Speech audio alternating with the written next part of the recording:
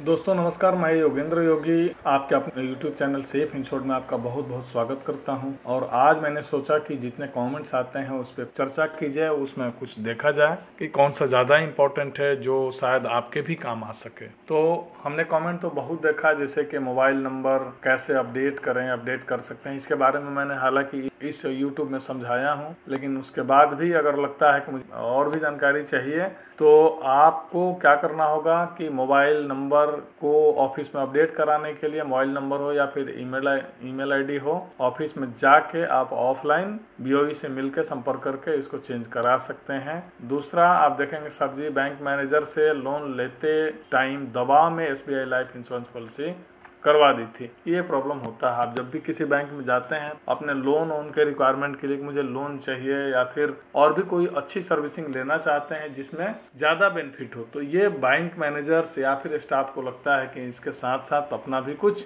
Beneficial चीज़ दे दें, जिसमें insurance खासकर हो गया है। तो इसके लिए भी कोई टेंशन नहीं है। अच्छा किया बैंक मैनेजर अगर इंश्योरेंस दिया तो, लेकिन फिर भी आपको अगर इससे कोई दिक्कत है, अगर अफोर्ड नहीं कर रहे हैं प्रीमियम, तो आप इसको फ्री लुक कराने का भी मैंने ऑप्शन बताया है, तो फ्री लुक करवा सकते हैं। इन बंधु का कहना यह है कि मैंने प्रीमियम तो पे किया लेकिन मुझे इसको फ्री लुक करा लेना है, पैसे की अति आवश्यकता है, तो ये पॉलिसी मुझे नहीं चलानी है। तो इनका मूल बात यह है कि पॉलिसी दस्तावेज प्राप्त दिनांक 15 दिन के अंदर फ्री लुक करा लिया है, कितना पैसा रिटर्न मिलेगा, इनको ये जानकारी चाहिए थी।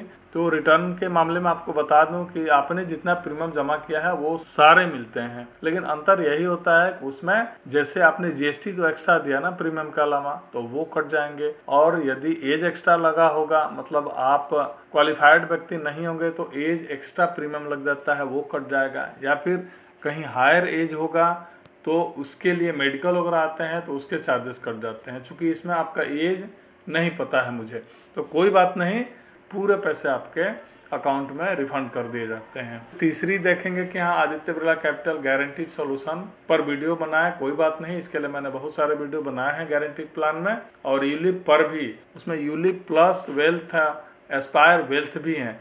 इस तरह का मैंने पॉलिसी दिया है, और अगर और भी पॉलिसी की रिक्वायरमेंट है तो मैं इसमें पॉलिसी देता रहूंगा। लेकिन एक चीज़ हमको ज़्यादा सहूलियत तब होगी जब आप पॉलिसी डिफाइन करके देंगे कि इस पॉलिसी पे बनाया जाए, तो वो शायद ज़्यादा अच्छा होगा। चौथी, थैंक यू को किसी ने बोला है, तो आपको भी बहुत बहुत धन्यवाद और आपके थैंक यू का स्वागत है हमारे इस YouTube चैनल में। एक और पांचवा यहाँ बहुत इम्पोर्टेंट मुझे लगा कि ये कमेंट जो हैं ये सारे दर्शक बंधु के लिए, सारे व्यूअर्स के लिए बहुत इम्पोर्टेंट है, या हमारे YouTube फैमिली के लिए, परिवार के लिए बहुत महत्वपूर्ण है, क्योंकि ये जानना हर किसी की ज़रूरत है और ये हर किसी के मन में होता है लेकिन पूछ नहीं पाता है कोई। तो मुझे लगा कि इस पे एक वीडियो होना चाहिए। बहुत अच्छा इन्होंने क्वेश्चन किया है, समझिए, शेयर करिए, खासकर यहाँ आपका डाउट दूर किया जाए। ये सबसे बड़ा डाउट है और ये सभी के डाउट हैं, भले ही कोई बोलते नहीं है या फिर कोई लिखते नहीं है। तो फर्स्ट ऑफ ऑल मैं कहूँगा कि इनका फर्स्ट प्रश्न है, वाई ऑनलाइन और ऑफलाइन हैव ह्यूज डिफरेंट। तो आप यहाँ समझ सकते हैं कि इतना बड़ा ऑनलाइन और ऑफलाइन में क्यों डिफरेंट है। तो आपको सिंपली देखना चाहिए कि ऑनलाइन अगर हम परचेज कर रहे हैं तो लगे यहाँ तो एक चीज़ बताते चलो कि ऑनलाइन हो या ऑफलाइन, दोनों परिस्थिति में एडवाइज़र ही काम करते हैं। ऐसा नहीं है कि जो प्रोडक्शन हाउस है, जो insurance company insurance policy launch करती है वो डायरेक्ट बेचती है। डायरेक्ट कभी नहीं बेचती है, वो किसी न किसी इंश्योरेंस एडवाइज़र के ही माध्यम से बेचती है। तो ऑनलाइन भी एक एडवाइज़र है, यह बात आपको समझ में आ गया होगा। और बाकी ऑफलाइन बोले तो ब्रांच के थ्रू जो भी पॉलिसी ली जाती है वो तो एडवाइज़र है ही है, उसमें तो कोई डाउट है नहीं। तो ऑनलाइन भी एक एडवाइज़र है, ये एक डाउट का प्रश्न था आपका जो मुझे महसूस हो रहा था। तो आप समझ सकते हैं कि जो ऑनलाइन पॉलिसी बेचने का मतलब कि जिनका ऑफिस लगभग एक ही है, बहुत सारे शहर में नहीं उपलब्ध है, जैसे पॉलिसी बाजार ही है, तो अपना मुख्य रूप से मुंबई में या दिल्ली में या फिर कोलकाता में, मतलब मेट्रोपॉलिटन सिटी में ही अपना ऑफिस सेटअप किया है और उसी ऑफिस में अपना कर्मचारी बहाल करके आपको पॉलिसी सेल कर रहा है। तो सबसे बड़ी बात होती है ऑनलाइन पॉलिसी में कि उनका हर जगह तो ऑफिस है नहीं, हर जगह कर्मचारी उतने हुए नहीं, तो क्यों नहीं वहाँ आपका प्रीमियम थोड़ा कम लगेगा। दूसरी बात, कम लगने का रीज़न क्या है कि वहाँ देखेंगे कि जो भी बड़ी बड़ी ब्रोकरेज है, बड़ी बड़ी कॉरपोरेट एजेंसी जो लिया हुआ है इंश्योरेंस का, वो क्या करते हैं कि जो नॉर्मल ऑफलाइन के थ्रू या ब्रांच के थ्रू जो पॉलिसी बेचती है उनका कमीशन और उनके कमीशन में डिफरेंट हो जाता है। जो कॉर्पोरेट हाउस है वहाँ इंश्योरेंस पॉलिसी का कमीशन ज़्यादा लिया जाता है, चूँकि वो बड़े पैमाने पे काम कर रहे हैं। तो निश्चित है जो बड़े पैमाने पे काम करते हैं वो कमीशन की ज़्यादा डिमांड करेंगे। तो जहाँ कमीशन जब ज़्यादा लेते हैं तो कस्टमर को छूट दे सकते हैं या देते भी हैं, इसलिए यहाँ प्रीमियम में फर्स्ट प्रीमियम में कंटिन्यू रेगुलर प्रीमियम नहीं होता है। देखिएगा, इस बात को जरूर ध्यान दीजिएगा, फर्स्ट प्रीमियम में अंतर आ जाता है, क्योंकि जितना ऑफलाइन में लिया जाता है उससे लगभग 10 से 15, 20%, 30%, 40% तक एक्स्ट्रा लिया जाता है ऑनलाइन में कंपनी से। और वही ऑफलाइन जब जाते हैं तो ऑफलाइन में आप समझ सकते हैं कि ब्रांच का कॉस्टिंग अलग है, ब्रांच में एम्प्लॉय है, जेनसेट है, प्यून है, बीओई है, बहुत सारे कॉस्टिंग है, जिसके लिए ब्रांच में एक लिमिट रख दिया गया है कि ब्रांच के थ्रू अगर कोई पॉलिसी सेल करता है तो एडवाइज़र को इतना ही कमीशन दिया जाएगा। और जब कमीशन कम होगा तो निश्चित है छूट देने की संभावना कम होगी।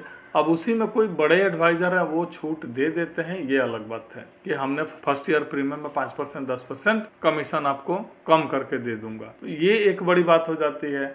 ऑनलाइन का जैसे आप समझ ही गए कि ब्रांच जब इतना कम है तो कॉस्टिंग कम है, कॉस्टिंग कम है तो क्यों ना उस पैसे को अपने अगर कस्टमर के ऊपर डिस्ट्रीब्यूट करे तो वो कम करके दे सकता है। तो यही एक सबसे बड़ा अंतर होता है ऑनलाइन और ऑफलाइन में। बाकी रही कि सर्विसिंग का अंतर, कि अगर ऑफलाइन आप जाते हैं तो मोस्टली कस्टमर को हम देखते हैं कि वो खोजते हैं कि मेरे नियरेस्ट अगर ऑफिस हो तो ज़्यादा बेहतर है कि हम अपने ऑफिस में जाकर समझ सकते हैं पता नहीं एडवाइज़र झूठ बोला है कि सच बोला है। इसी असमंजस में वो उनको लगता है कि अगर पास में एडवाइज़र रहता तो ज़्यादा बेहतर रहता, तो वो भी बहुत अच्छा है। और ऑनलाइन की जहाँ तक बात है तो ऑनलाइन में भी पॉलिसी आपको वही मिलती है जो ऑफलाइन में मिलती है, लेकिन ऑनलाइन में भी आप देखेंगे कि सर्विसिंग मिलेगा, लेकिन उस सर्विसिंग में क्या होता है कि आपको जो मिलेगा ऑनलाइन ही मिलेगा ना, वहाँ आपको एडवाइज़र से मुलाकात तो होगा नहीं, तो आप एटलीस्ट बातचीत नहीं कर सकते हैं। बाकी मेल के थ्रू, फ़ोन के थ्रू, कस्टमर केयर कॉल के थ्रू आप बात कर सकते हैं, लेकिन कहीं ना कहीं मन में एक ये रहता है कि कम से कम एडवाइज़र से मिल के बात करते। चूँकि रुपया जब इन्वेस्टमेंट करता है आदमी तो बहुत सारा बात सोचता है ऊपर नीचे। फिर भी आज के डेट में देखेंगे कि लगभग डिजिटली जब से कोरोना आया है पिछले 1 साल से, तो इसमें ऑनलाइन परचेजिंग बढ़ा हुआ है। यही रीज़न है कि इंश्योरेंस बिकना कम नहीं हुआ है बल्कि बढ़ा ही है। तो इस स्थिति में ऑनलाइन पॉलिसी लोग ज़्यादा परचेज करने लगे हैं। और एक चीज़ लगे हाथों और बता दूं कि ऑनलाइन अगर पॉलिसी आप ले भी लेते हैं तो जाके ऑफलाइन भी चेक करा सकते हैं, इसके लिए कोई रेस्ट्रिक्शन नहीं है कि आप ब्रांच में चेक नहीं कराएंगे और ब्रांच को इसका सर्विसिंग का बेनिफिट देना पड़ेगा। तो यहाँ एक चीज़ का लाभ मिल जाता है जो समझते हैं बंधु, और जो नहीं समझते हैं तो वो हमेशा ऑफलाइन ही खोजते हैं। हालांकि दोनों बेहतर हैं, आप ऑफलाइन लें या ऑनलाइन लें पॉलिसी। ऑनलाइन में वही होगा कि 5-10%, 4-5% का रिबेट छूट मिल जाता है, चूँकि वो बड़े पैमाने पर कर रहे हैं तो छूट देने में कोई दिक्कत है नहीं। बाकी ऑफलाइन आप एडवाइज़र से ले सकते हैं अगर लेना चाहते हैं तो, नहीं तो आपका एडवाइज़र बहुत तरह के आपको सर्विसिंग देता है। आप देखिएगा, महसूस करिएगा, आपके हर दुख सुख में शामिल होता है। इसलिए एडवाइज़र से कमीशन नहीं लेना ही बेहतर है, चूँकि उसके लिए कोई सैलरी नहीं है, उसका कोई जॉब नहीं है, इसी पे डिपेंडेंट होता है। अगर एडवाइज़र अपने से कोई गिफ्ट देता है या कुछ छोड़ देता है तो ये अलग बात। तो हमारा कहना है कि आपको जो अच्छा लगे, चाहे ऑनलाइन या ऑफलाइन, आप कहीं से पॉलिसी ले सकते हैं। और इसके बाद हम लोग चलेंगे कि ऑनलाइन या ऑफलाइन में क्या चुना जाना चाहिए। तो अभी तक मैंने जो भी बोला इस पे आप समझ गए होंगे ज़रूर कि आप पे डिपेंड करता है कि आप ऑफलाइन जाएं कि ऑनलाइन जाएं। अगर रिलेशनशिप अपने लोकेलिटी में, अपने समाज में बना के रखना है तो फिर मेरे हिसाब से ऑफलाइन जाना ज़्यादा बेहतर होगा। और यदि आप रुपये का हिसाब किताब ज़्यादा रखते हैं कि मुझे रिबेट चाहिए, छूट चाहिए, मैं सर्विसिंग समझ लूँगा, तो उसके लिए ऑनलाइन जाना बेहतर होगा, क्योंकि ऑनलाइन में छूट मिलेगा ही मिलेगा, निश्चित है। इसको दूसरा उदाहरण मैं दूं, यदि आप कोई भी चीज़ देखिएगा परचेज करते हैं अपने लोकल जाके टाउन में, चाहे कपड़ा हो या भी कोई भी आइटम हो, तो आप देखेंगे कि उसका अलग रेट लग जाता है। और वही चीज़ आप ऑनलाइन मंगा के देख लेंगे, अमेजोन से, फ्लिपकार्ट हो या जो भी हो, तो आप जहाँ से भी खरीदेंगे तो वहाँ निश्चित है कि ऑफलाइन की अपेक्षा वहाँ चीप मिल जाता है। तो ये आप पे डिपेंड करता है कि आपको किस तरह का ऑप्शन लेना है, किस तरह का चुनाव करना है पॉलिसी लेने में, ऑनलाइन या ऑफलाइन। इसके अलावा देखेंगे एक और इनका लास्ट प्रश्न है इनका कि क्या कोई अलग अलग कंपनियों से एक से अधिक टर्म प्लान खरीद सकता है। तो ये आप ज़रूर खरीद सकते हैं। देखिए, आप इस बात को ज़रूर समझ रहे हैं, ये आप कैसे खरीदेंगे या फिर आपका बजट अलाउ कर रहा है कि नहीं कर रहा है कि मैं एक से ज़्यादा पॉलिसी अफोर्ड कर सकता हूं कि नहीं। टर्म प्लान की जहां तक खासकर बात है, आप समझ रहे होंगे कि टर्म प्लान में सबसे महत्वपूर्ण भूमिका ITR की होती है। तो ITR यदि आप देख रहे हैं कि मैं अफोर्ड कर सकता हूं और पहले का मैंने एक पॉलिसी ले चुका है टर्म प्लान, तो आपने मान लेते हैं कि 1 करोड़ की पॉलिसी ले ली, बाद में आपका ITR बड़ा हो गया, आपका इनकम बहुत अच्छा हो गया, आपकी लायबिलिटी बहुत ज़्यादा बढ़ गई, आपको लगता है कि मुझे एक पॉलिसी और लेना चाहिए टर्म प्लान, तो आप ले सकते हैं। और ये कोई ज़रूरी नहीं है कि आपने टर्म प्लान पहले जहाँ से लिया है वहीं से दूसरा भी लेंगे। आप किसी भी कंपनी से टर्म प्लान ले सकते हैं। आप आज के डेट में मान लेते हैं आपने टाटा से लिया, तो कल बिरला से ले सकते हैं, परसों PNB से ले सकते हैं। तो जहाँ से इच्छा हो, जितनी पॉलिसी इच्छा हो ले सकते हैं, बशर्ते उसका जो क्वालिफिकेशन क्राइटेरिया है वो फुलफिल होना चाहिए। आप एक ही अगर टर्म प्लान लिए होंगे तो उसमें क्वालिफिकेशन क्राइटेरिया आपको ज़रूर पता चल गया होगा।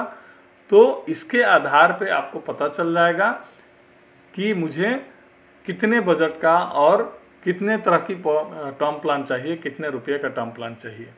तो मित्रों, मुझे लगता है कि लगभग इस बार के कमेंट का ये जो वीडियो है आपको ज़रूर अच्छा लगेगा। और यदि अच्छा लगा होगा और भी आपके मन में हमारे जो भी वीडियो देख रहे हैं तो उसके लिए कमेंट आता है, तो आप ज़रूर बेझिझक हमेशा कमेंट करते रहिए, प्रश्न पूछते रहिए।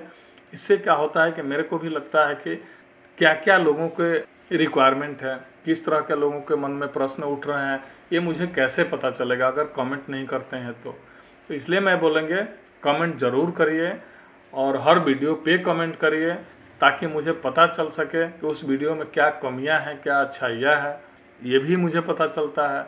और तीसरी बात कि अगर हमारी वीडियो अच्छी लगती हो तो कृपया शेयर ज़रूर करें, लाइक ज़रूर करें, और आप लोगों से ज़रूर ये रिक्वेस्ट करेंगे कि सब्सक्राइब ज़रूर करें। अपने अलावा दोस्तों के पास जिनके पास भी शेयर करें उनसे बोलेंगे सब्सक्राइब कृपया ज़रूर करें, क्योंकि सब्सक्राइबर जब तक नहीं होगा तो मेरा फैमिली बड़ा नहीं होगा, परिवार मेरा बड़ा नहीं है। परिवार नहीं बड़ा होगा तो फिर कैसे हम हर चीज़ दे पाएंगे दिल खोल के।